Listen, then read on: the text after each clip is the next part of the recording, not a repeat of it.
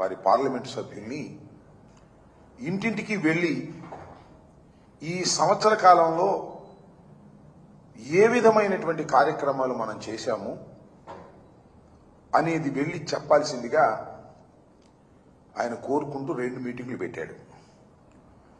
ఒకటి జూన్ 23న ఆ రోజు ప్రకటించారు సుపరిపాలనకు తొలి అడుగు అని. మళ్ళా నిన్న ఒక మీటింగ్ పెట్టారు. ఆ మీటింగ్ లో కూడా అందరికీ కూడా మీరు ఆషామాషిగా తీసుకోవద్దు, ఇది చాలా సీరియస్ విషయం అని పెట్టారు. ఈ 2 మీటింగులు కూడా నిశితంగా పరిశీలించిన లేదు వారి పత్రికల్లో, అంటే వారికి సంబంధించిన పత్రికలు నేను ప్రత్యేకంగా పేర్లు చెప్పవలసిన అవసరం లేదు, కానీ ఆ పత్రికల్లో వచ్చిన వార్తలను పరిశీలించినా మనకు అర్థమయ్యేది ఏమిటంటే చాలా పేలవంగా ఈ మీటింగులు జరిగాయి. No response. పెద్ద ఆయన అనుకున్న స్థాయిలో రెస్పాన్స్ రాకపోగా నిన్న సమావేశంలో ఆహ్వానితుల్లో 56 మంది గైరు హాజరయ్యారట. దానిలో చిత్రం ఏంటంటే 15 మంది శాసనసభ్యులు రాలేదట. ఆ 15 మంది ఎక్కడున్నారో తెలుసా? విదేశాల్లో విహరిస్తున్నారట. దీన్ని బట్టి అర్థమవుతున్నది ఏంటి? ఎమ్మెల్యేలకు పెద్దగా పట్టల. ఎందుకు పడుతుందని అడుగుతా ఉన్నా. చంద్రబాబు నాయుడు గారు వారికి టిక్కెట్లు ఇచ్చి ఒక్కొక్కరిని 50 కోట్లు 100 కోట్లు ఖర్చు పెట్టించిన తర్వాత వాళ్ళు ఏ పనిలో ఉన్నారో మీకు తెలుసు, నాకు తెలుసు, చంద్రబాబు నాయుడు గారికి కూడా తెలుసు. ఈ 50 కోట్లు ఎలా పీక్కుందాం, ఈ 100 కోట్లు ఎలా పీక్కుందాం? ఇసుక అమ్ముదామా, మట్టి అమ్ముదామా, బెల్ట్ షాపులు పెడదామా, లేకపోతే గంజాయి వ్యాపారం చేద్దామా, లేకపోతే బియ్యం వ్యాపారాన్ని తరలిద్దామా? ఇదే పనిలో ఉన్నారు. ఎక్కడైనా ట్రాన్స్ఫర్లు బోనస్ఫర్ ఉంటే క్యాష్ తీసుకుని ట్రాన్స్ఫర్ చేద్దామా? ఈ పనిలో ఉన్నారు తప్ప సంక్షేమ కార్యక్రమాల్ని అమలు చేయటంలో కానీ రాష్ట్రంలో అభివృద్ధి తీసుకురావడానికి కానీ ఈషన్ మాత్రం కూడా పనిచేసే కార్యక్రమంలో లేరు. అయినా కూడా చంద్రబాబు నాయుడు గారు మా పరిపాలన మంచి పరిపాలన, మంచి ప్రభుత్వం డైలాగ్ బాగుంది కదా. మీరు ఒకటి చూస్తే ఎన్నికలకు ముందు చంద్రబాబు నాయుడు గారు బ్రహ్మాండమైన డైలాగులు చెప్పారు. బాబు షూరిటీ, భవిష్యత్ గ్యారంటీ. బాబు షూరిటీ అంట, భవిష్యత్ గ్యారంటీ అంట. ఏ భవిష్యత్ గ్యారంటీ నాకు అర్థం కాల. బాబు షూరిటీ, భవిష్యత్ గ్యారంటీ అని ఇంటింటికి ఓదర కొట్టారు. సంవత్సర పాలన అయింది. ఇప్పుడు ఏమంటున్నారు తెలుసా మీకు? బాబు షూరిటీ, మోసం గ్యారంటీ. ఈ సంవత్సరంలో మోసం మాత్రం బ్రహ్మాండంగా గ్యారంటీగా చంద్రబాబు నాయుడు గారు ఇచ్చారు అని. మాది మంచి ప్రభుత్వం. ఎవరు చెప్పుకుంటున్నారు? ఆయనే చెప్పుకుంటున్నాడు, జనం చెప్పుకోవట్లే. జనం ఏం చెప్పుకున్నారు తెలుసా? హామీలు ఇచ్చి ముంచిన ప్రభుత్వం చంద్రబాబు నాయుడు గారిది అనేటువంటి మాట చెప్పుకుంటున్నారు. అసలు ఒక విషయాన్ని ఇక్కడ నేను మీకు చెప్పాలి, రాష్ట్ర ప్రజానీకానికి తెలిసిందే. అదేంటంటే ఒక అసత్యాన్ని, ఒక అబద్ధాన్ని పదే పదే పదే పదే చెప్పి ప్రజల్ని నమ్మించవచ్చు అనుకుంటారు పాపం చంద్రబాబు నాయుడు గారు. అదే ఆయన సిద్ధాంతం. రాజకీయాల్లో వచ్చిన దగ్గర నుంచి అదే. ఒక అసత్యాన్ని, ఒక అబద్ధాన్ని చెప్పడం, దాన్ని ప్రచారం చేయటం. ఆయనకి నేను ప్రత్యేకంగా చెప్పాల్సిన అవసరం మీ అందరికీ తెలుసు. మీడియా బలం చాలా స్ట్రెంగ్త్ ఉంది. ఆయన ఒక్క అబద్ధం చెబితే ఆ అబద్ధాన్ని నిజమని ప్రచారం చేయడానికి ఎల్లో మీడియా 1 2 3 4 5 10 ఛానల్ దాకా ఉన్నాయి. ఇవి కాక మళ్ళా సోషల్ మీడియాలో ఆయన యూట్యూబ్లు పెట్టుకుని కొంతమందిని పోషిస్తున్నారు. అంటే ఒక అసత్యాన్ని, ఒక అబద్ధాన్ని పదే పదే చెప్పి ప్రజల్ని నమ్మించాలనేటువంటి ప్రయత్నం చేసేటటువంటి వ్యక్తి నారా చంద్రబాబు నాయుడు గారు. అది ఆయనకున్నటువంటి బలం అనుకుంటున్నారు. అది ఆయన బలహీనత. ఒకసారి చెప్తే వింటారు, 2 సార్లు చెప్తే వింటారు. పదే పదే చెప్తే ఎవరు వినేటువంటి పరిస్థితి ఉండదు. నేను ఒక మాట అంటున్నాడు చంద్రబాబు నాయుడు గారు. 2019లో మనం ఎందుకు ఓడిపోయామంటే మనం చెప్పుకోలేకపోయాం చేసిందని. ఏం చేసావు నువ్వు చెప్పుకోవడానికి? నాకు అర్థం కాల. 2019లో ముందు ఎన్నికల్లో 2014లో ఏమి ఇచ్చాడు చంద్రబాబు నాయుడు గారు? పెద్ద హామీలు ఏమి ఇచ్చాడంటే మీ అందరికీ తెలుసు. రైతు రుణమాఫీ అన్నాడు. 87,000 612 కోట్ల రూపాయలు తపా మనం మొత్తం సంతకం పెట్టడం రద్దు అయిపోవటం అని చెప్పాడు. చేసావా అని అడుగుతా ఉన్నా. మళ్ళా తర్వాత డోక్రా మహిళ రుణమాఫీ అన్నాడు. చేసావా? ఏ ఒక్క హామీని 14లో ఇచ్చినటువంటి హామీని నెరవేర్చలేదు. తుక్కుతుగ్గా ఓడిపోయావు. మళ్ళీ ఇవాళ అద్భుతమైనటువంటి హామీలు ఇచ్చావు.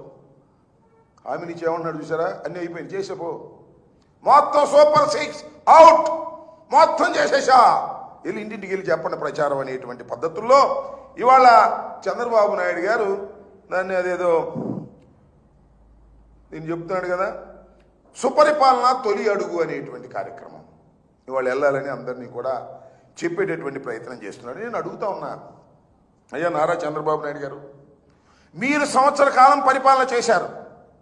ప్రజలు మీకు 5 సంవత్సరాలు పరిపాలన చేసేటటువంటి అవకాశం ఇచ్చారు. కారణాలు ఏమైనప్పటికీ కూడా 3 పార్టీలు కలవబట్టో, లేకపోతే నీ మోసపు వాగ్దానాలు ఈసారైనా చేస్తావని నమ్మో, లేకపోతే జనసేన గ్యారంటీ ఇచ్చింది పవన్ కళ్యాణ్ అని నమ్మో, బీజేపీ ఇవ్వలేదనుకోండి, అది వేరే విషయం. ఓట్లు వేశారు, నువ్వు గెలిచావు, 5 సంవత్సరాలు పరిపాలన చేసే హక్కు మళ్ళా నీకు వచ్చింది. 1 సంవత్సరం పరిపాలన చేశావు. ఈ సంవత్సర పరిపాలనలో నువ్వు చేసింది ఏమిటి అని అడుగుతా ఉన్నా.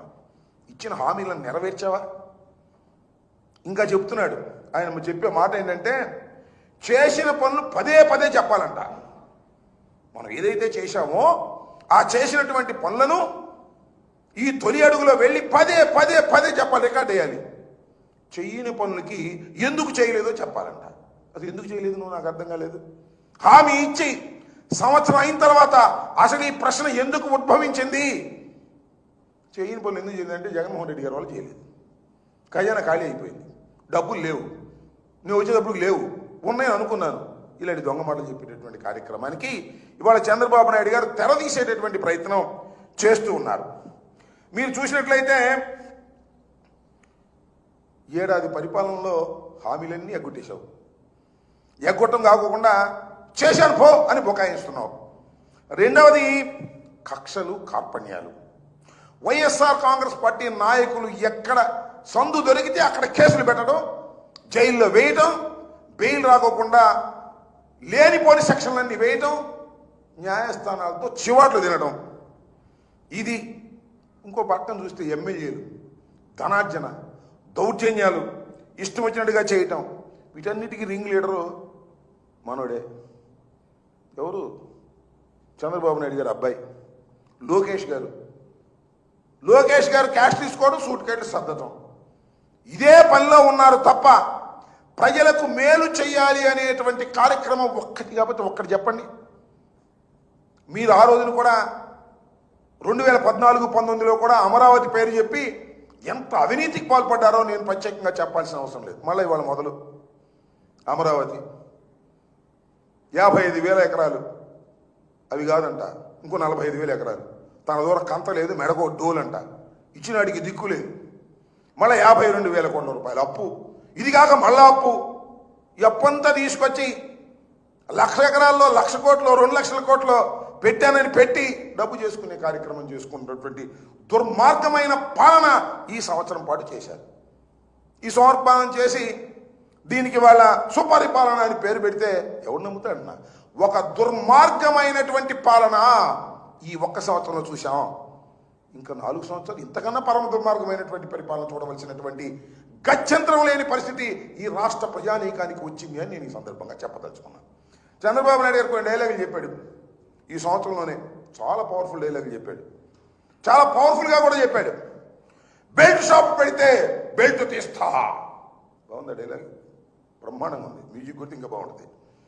గంజాయి అమ్మితే నడ్డి విరుస్తా. బాగుంది.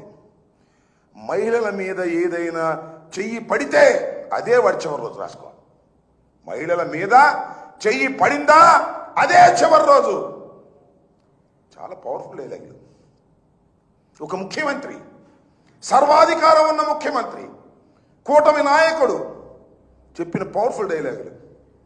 నేను అడుగుతా ఉన్నా, అయ్యా చంద్రబాబు నాయుడు గారు, చంద్రబాబు నాయుడు గారిని సపోర్ట్ చేస్తున్నటువంటి పత్రికలు, చంద్రబాబు నాయుడు గారి తాబేదారులను అడుగుతా ఉన్నా, బెల్ట్ షాప్ తిడితే బెల్ట్ తీస్తానని పవర్ఫుల్గా చెప్పావుగా,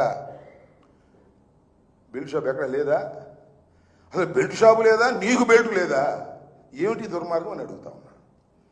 గంజాయి అమ్మితే నడ్డి విరుస్తా. ఎక్కడ దొరకలేదు గంజాయి చెప్పండి. చంద్రబాబు నాయుడు గారు వచ్చి ప్రమాణ స్వీకారం చేసిన రోజు నుంచి ఎక్కడ పడితే అక్కడ గంజాయి దొరుకుతుంది. దొరికిన గంజాయి అది, దొరకని గంజాయి ఎంతో. అదేమంటే ఇది జగన్మోహన్ రెడ్డి గారు చేశారంటారు. సంవత్సరం అయింది, ఇంకా సిగ్గులేదు నీకు. సంవత్సరం అయిన తర్వాత కూడా జగన్మోహన్ రెడ్డి గారి మీద మాట్లాడేటువంటి కార్యక్రమం చేస్తున్నావు. మహిళల మీద చెయ్యి పడితే అదే వాడికి చివరి రోజు. కుప్పంలో నీ దుంపదెగ ఒక మహిళ అప్పు ఇవ్వలేదని, తీసుకున్న అప్పు ఇవ్వలేదని చెట్టు కట్టేసి దౌర్జన్యం చేస్తే ఏం చేసావయ్యా? చివరి రోజు చేసావా? డైలాగులు పవర్ఫుల్గా చెప్పడం తప్ప పవర్ అంతా నీ దగ్గర పెట్టుకొని ఏమీ చేయలేనటువంటి ఒక దుర్మార్గమైనటువంటి పాలన ఇవాళ చంద్రబాబు నాయుడు గారు చేస్తూ, ఇది సుపరిపాలన తొలి అడుగు అని ప్రచారం చేయండి, అద్భుతంగా అమోఘంగా ప్రజల్లోకి తీసుకువెళ్ళండి అంటే ప్రజలేమి చెవుల్లో పూలు పెట్టుకోలేరు. కాకపోతే నీకు పోలీసు బలగాలు ఉన్నాయి కాబట్టి, కేసులు పెడతానంటున్నావు కాబట్టి భయపడి ఊరుకుంటారేమో కానీ ఎవరు నమ్మేటటువంటి పరిస్థితుల్లో ఇవాళ రాష్ట్రంలో లేరు అనే విషయాన్ని దయచేసి గుర్తుపెట్టుకోమని మనం వచ్చేస్తున్నా. ఈ సంవత్సరం పాటు అసలు ఏ శాఖ అండి నాకు అర్థం కాలే. చంద్రబాబు నాయుడు గారి దగ్గర ఉన్న శాఖల సంగతి దేవుడు ఎరుగు. ఆయన లోకేష్ దగ్గర ఉన్న శాఖ ఎడ్యుకేషన్, ఎడ్యుకేషన్ అన్నీ తప్పులే. 10th క్లాస్ పరీక్షలు పెడితే బడబడబడమని ప్యాచ్ చేశారు, అన్నీ తప్పులే, దుర్మార్గం. అదే ఇంకొక మంత్రి సిగ్గుంటే రాజీనామా చేసి వెళ్ళిపోయాడు. ఆయనకి ఆ సిగ్గు కూడా లేదు, ఎందుకంటే చంద్రబాబు నాయుడు గారి కుమారుడు కదా. అందుకని ఆయన చెప్పింది వేదం. ఒకటి కాదు, అన్ని శాఖలు ఆయనయే. హోంశాఖలో ఆయన ఏళ్ళు పెడతాడు, మళ్ళా ఫైనాన్స్ శాఖలో ఆయన పిలిచి రివ్యూలు చేస్తాడు, R&Bలో ఆయనే ఉంటాడు, అన్ని శాఖలు చూస్తాడు. ఎవరైనా అంటే చంద్రబాబు నాయుడు గారు కుమారుడు, ఆయన ఏం అనడానికి వెళ్ళలేదు. ముఖ్యమంత్రి కూడా ఏం లేదు, మైక్ ముందే ముఖ్యమంత్రి. కనమాయాన్ని ఆయన చూసుకోవాల్సిందే. చివరికి ఏంటో తెలుసా మీకు? అసలు చంద్రబాబు నాయుడు గారిని ఎవరన్నా కలవాలి అంటే, ఇంటర్వ్యూ అపాయింట్మెంట్ కావాలంటే చంద్రబాబు నాయుడు చేతులు లేదు. లోకేష్ ఇంటర్వ్యూ ఇస్తే చంద్రబాబు నాయుడు ఓకే చేస్తాడు. లిస్ట్ అంతా తెలిసి చంద్రబాబు నాయుడు గారి దగ్గర నుంచి లోకేష్ దగ్గరికి వెళితే లోకేష్ టిక్కు పెడితే కలుపుతారు. ఈ రకమైనటువంటి ఒక దుర్మార్గమైనటువంటి పాలన చేస్తూ ఇవాళ సుపరిపాలన తొలి అడుగు, సుపరిపాలన తొలి అడుగు, మంచి ప్రభుత్వం మాది, షూరిటీ గ్యారంటీ, ఇలాంటి దౌర్భాగ్యమైనటువంటి మాటలు మాట్లాడేటువంటి ప్రయత్నం చేస్తున్నారు. చంద్రబాబు నాయుడు గారు ఎక్కడికైనా వెళ్ళండి, ఏ వేదిక మీదకైనా వెళ్ళండి, అది అంతర్గతమైన మీటింగా, బహిరంగ మీటింగా, బహిరంగ సభ, లేకపోతే అధికారులతో ఉన్నటువంటి వ్యవహారమా, ఏ మీటింగ్ కన్నా వెళ్ళు, ఏ చర్చాగోష్ఠి కన్నా వెళ్ళు, చంద్రబాబు నాయుడు గారు చెప్పేది అంటే తన గురించి తన గొప్పతనం చెప్పుకోవట్లేదు. నేను హైదరాబాద్ నిర్మించా, ఎక్కడ నిర్మించావు నాకు అర్థం కాల. ఆయన హైదరాబాద్ నిర్మించా, నేను ఐటీకి పితామహుడిని, ఈ సెల్ఫ్ డబ్బా కొట్టుకోవటం. ఇంకేదో సందు దొరికితే జగన్మోహన్ రెడ్డి దుర్మార్గుడు, జగన్మోహన్ రెడ్డి అట్లాంటివాడు, జగన్మోహన్ రెడ్డి ఇట్లాంటి, ఈ రెండూ తప్ప ఈ సంవత్సర కాలంలో నువ్వు చేసింది ఏంటో చెప్పు చంద్రబాబు నాయుడు గారు అంటే దానికి సమాధానం లేదు. జగన్మోహన్ రెడ్డి గారు అంటే విపరీతమైన ఈర్ష్య, జగన్మోహన్ రెడ్డి గారు అంటే విపరీతమైన భయం. ఎప్పుడు జగన్మోహన్ రెడ్డి గారు మళ్ళీ తిరిగి అధికారంలోకి వస్తాడో అనేటువంటి ఛాయలు నీ ముఖంలో కనిపిస్తున్నాయా లేదా? జగన్మోహన్ రెడ్డి గారు బయటకు వెళ్తే ఒప్పుకోడు. నాకు ఆశ్చర్యం వేసింది, హెలికాప్టర్ కూడా దిగడానికి పర్మిషన్ ఇవ్వట్లేదంట అప్పుడు. అంటే జగన్మోహన్ రెడ్డి గారు ఎక్కడ తిరగకూడదంటే, తిరిగితే నాకు ప్రమాదం అనేటువంటి పరిస్థితి వాళ్ళ చంద్రబాబు నాయుడు నెట్టబడ్డాడు అంటే ఎంత అభద్రతాభావంతో చంద్రబాబు నాయుడు గారు ఉన్నారో మీరు అర్థం చేసుకోవాలని ఈ సందర్భంగా నేను మనవి చేస్తున్నాను. అంతేకాదు, ఈ మధ్య చూశాం కదా టీవీలో, వాళ్ళ టీవీల్లో కూడా, ఆయనకు అనుకూలమైన టీవీల్లో కూడా అక్కడక్కడ లీకులు వస్తున్నాయి. చెబుతున్నారు, పొరపాటున చెబుతున్నారు, తప్పక చెబుతున్నారు. సర్వేలు జరుగుతున్నాయి, ఆ సర్వేలో చాలామంది ఎమ్మెల్యేలు డౌన్ఫాల్ అయిపోతున్నారు, వాళ్ళ క్రేజ్ తగ్గిపోతుంది, వాళ్ళ గ్రాఫ్ బాగా పడిపోతుంది అని. ఆ ఎమ్మెల్యేని అడగని చెప్తారు, మా గ్రాఫ్ కాదండి, చంద్రబాబు గ్రాఫే పడిపోతుంది, మేమేం చేయమంటున్నారు. ఎందుకు పడిపోతుందంటే మా చంద్రబాబు వాళ్ళ అబ్బాయి మాట్లాడుతున్నాడు, అందుకని గ్రాఫ్ పడిపోతుంది అన్నారు. అంటే దీన్ని బట్టి అర్థమయ్యేది ఏంటంటే తెలుగుదేశం గ్రాఫ్ రోజు రోజుకి పడిపోతున్నది. చంద్రబాబు కూడా చెప్పాడు నిన్న మీటింగ్లో, ఎవరైతే గ్రాఫ్ పడిపోతుందో ఆ ఎమ్మెల్యేలను ఊరుకోను నేను. వాళ్ళు అనుకుంటున్నారు మనసులో మా గ్రాఫ్ కాదు నీ గ్రాఫ్ పడిపోతుందని. ఈ రకమైనటువంటి గ్రాఫ్ పడిపోయేటటువంటి పరిస్థితికి కేవలం 1 సంవత్సరంలో, నేను ఇంతవరకు 89లో రాజకీయాల్లోకి వచ్చా. అప్పటి నుంచి ఇప్పటికీ ప్రత్యక్ష రాజకీయాల్లో లేకపోయినా చురుగ్గా ప్రతి విషయాన్ని పరిశీలించే వ్యక్తిగా చెప్తున్నా, 1 సంవత్సరంలో ఇంత గ్రాఫ్ పడిపోయినటువంటి ప్రభుత్వం ఈ రాష్ట్రంలోనే కాదు, నాకు తెలిసి ఆంధ్రదేశంలో, భారతదేశంలో ఏ ప్రభుత్వానికి ఇలాంటి పరిస్థితి రాలేదు. అంటే చంద్రబాబు నాయుడు గారు ఎన్నికలకు ముందు అలివి కాని వాగ్దానాలు ఇచ్చి, చేయలేమని తెలిసి కూడా వాగ్దానాలు ఇచ్చి, అయిపోయిన తర్వాత ఎగ్గొట్టేటటువంటి కార్యక్రమానికి ఎప్పుడైతే పాల్పడ్డారో అప్పుడు చంద్రబాబు నాయుడు గారి గ్రాఫ్ పడిపోయేటటువంటి పరిస్థితి ఏర్పడింది. ఈ సంవత్సర కాలంలోనే అతి ఘోరంగా చంద్రబాబు నాయుడు గారు ప్రజల యొక్క మన్నల్ని పతనం చేసుకున్నారు. జగన్మోహన్ రెడ్డి గారు అంటే భయపడేటటువంటి స్థితికి ఆయనే తెచ్చుకున్నటువంటి అంశాన్ని కూడా ఈ సందర్భంగా నేను మనవి చేస్తున్నాను. శాంతి భద్రతలు ఎంత దారుణంగా ఉన్నాయని నాకు అర్థం కాలేదు. పోలీస్ వ్యవస్థ ఏం చేయాలి? రాష్ట్రంలో ఎక్కడైనా ఏదైనా నేరాలు జరిగితే వాటిని కంట్రోల్ చేసే పరిస్థితిలో ఉండాలి. కానీ వీళ్ళందరూ దేనికున్నారంటే వైఎస్ఆర్ కాంగ్రెస్ పార్టీ నాయకుల మీద కేసులు పెట్టడానికి, అవి కూడా తప్పుడు కేసులు పెట్టడానికి, జగన్మోహన్ రెడ్డి గారు వెళ్తుంటే జనం రాకుండా అడ్డుకోవడానికి, ఇలాంటి పరిస్థితులు. అంటే పోలీస్ యంత్రాంగాన్ని మొత్తం పొలిటికల్గా ఉపయోగించుకోవాలనే తాపత్రయం. అంటే వైఎస్ఆర్ కాంగ్రెస్ పార్టీని అణిచివేయడానికి పోలీస్ యంత్రాంగాన్ని ఉపయోగించుకోవాలనేటువంటి ఒక నీచమైనటువంటి స్థితికి ఈ ప్రభుత్వం దిగజారిపోయింది. అంటే ఫలితం అనుభవించక తప్పదని మనం చేస్తున్నాం. మేమేం చూసుకుంటాం రాజకీయాల్లో? తెలుగుదేశం పార్టీ, వైఎస్ఆర్ కాంగ్రెస్ పార్టీ చూసుకుంటుంది. పోలీసులకి ఏం పని? పోలీసుల మధ్యలో ఎంటర్ చేస్తారు, మా మీద కేసులు పెడతారు, భయపెడతారు, పారిపోమంటారు, బెయిల్కి వెళ్ళమంటారు. What is this? ఏమిటి దారుణం అంటున్నా. పోలీసు యంత్రాంగాన్ని ఎక్కడ ఉపయోగించాలో అక్కడ ఉపయోగించుకోకుండా రాజకీయ ప్రత్యర్థుల మీద మీరు ఉపయోగించేటటువంటి ఒక నీచమైనటువంటి సంస్కృతిని ఇవాళ ఆంధ్ర రాష్ట్రంలో తీసుకొచ్చినటువంటి ఘనుడు నారా చంద్రబాబు నాయుడు గారు. వాళ్ళ అబ్బాయి ఆయన ఎర్ర బుక్కో ఎర్రి బుక్ ఓడి పట్టుకు తిరుగుతూ ఉన్నాడు. దానికి పతనమయ్యేది మీరే అనే విషయాన్ని మీరు దయచేసి మర్చిపోవద్దని కూడా ఈ సందర్భంగా నేను చెప్పదలుచుకున్నాను. కాబట్టి ఈ సంవత్సర కాలంలో ఈ ప్రభుత్వం, కూటమి ప్రభుత్వం, చంద్రబాబు నాయుడు గారి నాయకత్వంలో ఉన్నటువంటి ప్రభుత్వం చేసింది ఏమీ లేకపోగా రాష్ట్రాన్ని దిగజార్చేటటువంటి కార్యక్రమం చేసింది. నేను అడుగుతా ఉన్నా, ఎంతమందిని తీసావా? ఇంటింటికి వెళ్ళి సరుకులు ఇచ్చే పద్ధతి తీసావు కదా. సంక్షేమ కార్యక్రమాలు ఇంటింటికి వెళ్ళి ఇచ్చేటటువంటి వాలంటీర్ని మేము పెట్టావు, నువ్వు తీసేసావు కదా. ఇవాళ పరిపాలన ఎంత దౌర్భాగ్యంగా ఉంది, సామాన్యుడి పరిస్థితి ఎలా ఉంది. చివరికి వికలాంగుల్ని వాళ్ళు వెరిఫై చేస్తున్నారు, దాని నుంచి కూడా 1 లక్ష మంది 2 లక్షల మంది తీసేయాలని. ఈ రకంగా ప్రజలకి అందుబాటులోకి తీసుకొచ్చినటువంటి వైఎస్ జగన్మోహన్ రెడ్డి గారి ప్రభుత్వాన్ని దించేసినందుకు ఇవాళ రాష్ట్ర ప్రజానీకం బాధపడే స్థితికి నువ్వు తీసుకొచ్చావు. ఈ సంవత్సర కాలంలో చంద్రబాబు నాయుడు గారు ఆత్మవిమర్శ చేసుకోమని చెప్తున్నా. ఇది సుపరిపాలనకు తొలి అడుగు కాదు, ఇది దుర్మార్గమైన పాలనకి ఇది తొలి అడుగు. ఇంకా 4 అడుగులు వేయాలి. ఇంకా 1 అడుగు చూసాం, ఇంకా 4 అడుగులు. ఎంత దౌర్భాగ్యంగా, ఎంత దుర్మార్గమైన పాలన ఈ 4 అడుగులు జరుగుతుందని ప్రజలు చాలా బాధతో ఉన్నారనే విషయాన్ని దయచేసి గమనించాలి చంద్రబాబు నాయుడు గారు. చివరికి నీ పార్టీలో వాళ్ళే నీ మాట విననటువంటి పరిస్థితి రాబోతుంది త్వరలో. ఎందుకంటే పట్టుపోతా ఉంది. వాళ్ళు పిలిస్తే 56 మంది రాలేదంట, 15 మంది విదేశాలకు వెళ్ళారంట. అంటే సీఎం పర్మిషన్ లేకుండా 15 మంది విదేశాలకు వెళ్ళారంటే ఏం చెప్పాలి చెప్పండి, నాకు అర్థం కాలే. వితౌట్ సీఎం నాలెడ్జ్ 15 MLAs దుబాయో, సింగపూరో, అమెరికానో, రష్యానో విహరిస్తున్నారు. ఏమిటి వాళ్ళకి పట్టింది? ప్రజల పరిస్థితి ఏం పట్ల. సీఎం చూసి ఆగ్రహించుకున్నాడు, ఆశ్చర్యపోయాడు. కొంతమంది అసలు రాలేదంటే పుణ్యక్షేత్రాల్లో ఉన్నారండి కొంతమంది.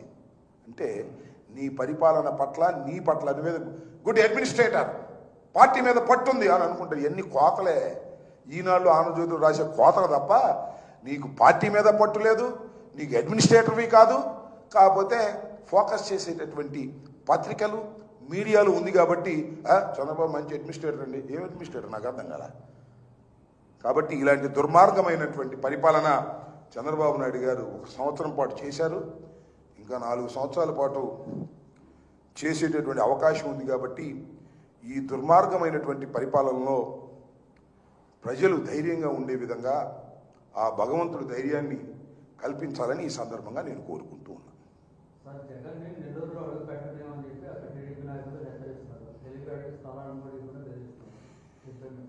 జగన్ని నెల్లూరులో అడుగు పెట్టనివ్వనని, హెలికాప్టర్ ఎలా దిగుతుందో చూస్తాను అని తెలుగుదేశం పార్టీకి చెందినటువంటి శాసనసభ్యులు మాట్లాడుతున్నట్టుగా నేను విన్నా.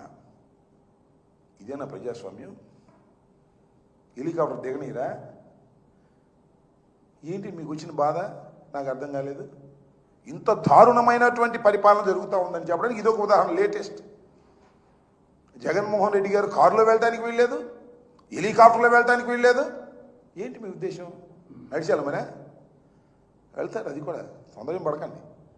మీరు స్వయంకృత అపరాధాలు చేసుకుంటున్నారు. జగన్మోహన్ రెడ్డి గారిని పదే పదే మాట్లాడుతున్నారు. జగన్మోహన్ రెడ్డి ఎంతండి? పులివెందుల ఎమ్మెల్యే ఎంత వచ్చింది దానికి? 11 సీట్లు. మరి ఎందుకు ఇంత భయం? ఎందుకు అంటే ఈ సంవత్సర కాలంలోనే 40% నుంచి ఆయన 60%కు పెరిగాడు అనేదేగా మీ భయం. అయి ఉంటుంది బహుశా. ఎందుకంటే సర్వేలు వాళ్ళు చేయించుకుంటున్నారు కదా. ఇండస్ట్రీస్లు కూడా సర్వేలు చేయించుకుంటున్నారు. చేయించుకుని ఏమంటున్నారంటే నేను చెప్పింది కాదు, ఇది లోకేష్ గారు చెప్పాడు. గౌరవనీయులైనటువంటి లోకేష్ గారు, విద్యాశాఖ మంత్రి గారు, చంద్రబాబు నాయుడు గారు ఏకైక ముద్దుల కొడుకు, అంతా చక్రం తిప్పుతున్నటువంటి వ్యక్తి ఏం చెప్పాడు తెలుసా? ఇండస్ట్రియలిస్టులు అడుగుతున్నారంట, మేము పెట్టుబడి పెట్టాలంటే మీకు గ్యారెంటీ ఇవ్వండి, మళ్ళీ జగన్ రాడని. అంటే వాళ్ళు సర్వేలు చేసుకున్నారు. గ్రాఫ్ పెరుగుతుంది జగన్కి, వీళ్ళ గ్రాఫ్ తగ్గుతుంది. రాబోయే కాలంలో జగన్ వస్తాడనేటువంటి భయం వాళ్ళకి వేసిందని ఈయన చెబుతున్నాడు. భయం ఎందుకు? మేము ఉన్నప్పుడు రాలా ఇండస్ట్రియలిస్టులు? ఇదో కోతలు కోసే వ్యవహారం. అంటే ఈ లెక్కన మీరే చెబుతున్నారు ఇండైరెక్ట్గా. మళ్ళా జగన్మోహన్ రెడ్డి వస్తాడు అనేటువంటి భావనతో ఇవాళ మీరే పదే పదే పదే పదే జగన్మోహన్ రెడ్డి గురించి నామస్మరణ చేస్తున్నారు. అంటే జగన్మోహన్ రెడ్డి గారు ఒక పెద్ద శక్తిగా మళ్ళా ఎదుగుతున్నాడనే అంశాన్ని నేనేదో ఇక్కడ కూర్చొని ప్రెస్ మీట్లు పెట్టి చెప్పాల్సిన అవసరం లేదు. కానీ ఆ చంద్రబాబు మాటలు, ఆ పవన్ కళ్యాణ్ మాటలు, లోకేష్ మాటలు నిశ్చితంగా పరిశీలిస్తే ఎవరికైనా అర్థమైంది. మొన్న పవన్ కళ్యాణ్ గారు అన్నాడు 15 సంవత్సరాలు మేమే ఉంటాం. గ్యారంటీ ఇచ్చారు ఈయన. 15 సంవత్సరాలు మేమే ఉంటాం, మేము కలిసే ఉంటాం. ఉండు అయ్యా, ఎవరు కదన్నారు? కలిసే ఉండు, చంద్రబాబుతోనే ఉండు, చంద్రబాబు సంఖ్యకే ఉండు, మాకేం అభ్యంతరం? నువ్వు మొన్న కలిస్తే మేము ఆయన అభ్యంతరం పెట్టామా? మేము చంద్రబాబుకే నేను ఊడిగం చేస్తా, నాకేమి సీఎం పోయే అవసరంలా, చంద్రబాబు నాయుడు గారికే ఊడిగం చేస్తా 15 సంవత్సరాలు అని ఒక బాండ్ రాసిస్తున్నావా? ఇవ్వు, ఎవరు కాదన్నారు? నువ్వు ఇస్తే నీ కార్యకర్తలు ఏమో ఆలోచించుకోవాలి తప్ప మాకేంటి అంటున్నా. నేను ఒకటే చెప్తున్నా, ప్రభుత్వ వ్యతిరేకత పెరిగిన తరువాత కూటమైన ఓటమి తప్పదు. అది చూసుకోండి. ప్రభుత్వ వ్యతిరేకత చాలా జోరుగా, చాలా స్పీడ్గా పెరుగుతుంది. గ్రాఫ్ చాలా డౌన్ అయిపోతా ఉంది. అది కూటమి మొత్తానికి వర్తిస్తుంది. ఆ కూటమి ఓటమి పాలుగాక తప్పదు. సమయం వచ్చినప్పుడు కాస్త ఒళ్ళేదని జాగ్రత్త పెట్టుకుంటే ఇప్పుడు ఇలా కొద్దిగా మెరుగులో ఉంటారేమో తప్ప ఇలా జగన్మోహన్ రెడ్డి గారిని ఇంట్లో నుంచి కాలు బయట పెట్టనివ్వం, హెలికాప్టర్ దిగనివ్వం, రైలు ఎక్కనివ్వం, కారు వెళ్ళనివ్వం. ఇవన్నీ మాటలు మాట్లాడుతుంటే అసలు ప్రజా సంక్షేమం గురించి ఆలోచించవయ్యా అంటే జగన్మోహన్ రెడ్డి గారిని కట్టడి చేయడానికే మీ యంత్రాంగాన్నంతా ఉపయోగించుకునేటటువంటి దౌర్భాగ్య నీచ పరిస్థితికి ఇవాళ కూటమి ప్రభుత్వం, చంద్రబాబు నాయుడు గారి ప్రభుత్వం రావడం దురదృష్టకరమైనటువంటి అంశంగా నేను ఈ సందర్భంగా చెప్పదలుచుకున్నాను. ఓకే.